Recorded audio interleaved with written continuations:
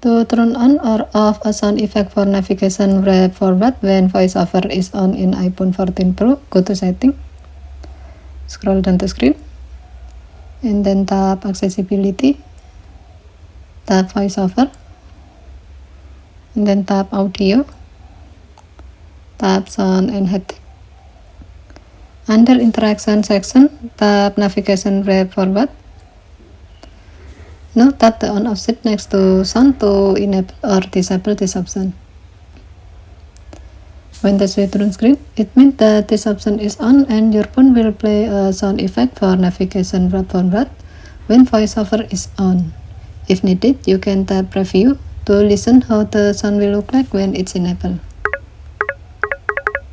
Okay, thank you for watching. Have a nice day.